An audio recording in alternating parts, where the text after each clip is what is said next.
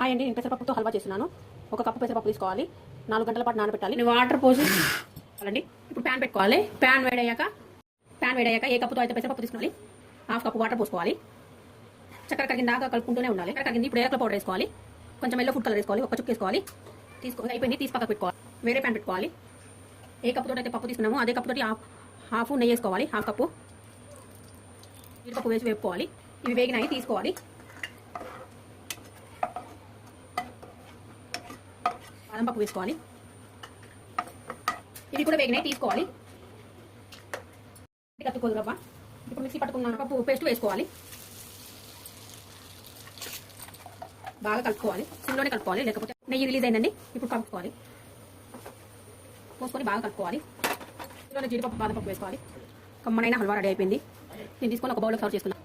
Halwa ready. ఇందులో జీడిపప్పు బాదం పప్పు వేసుకోవాలి. ఇలా ట్రై చేయండి, సూపర్ ఉంటుంది. ఇలా అయితే షేర్ చేయండి.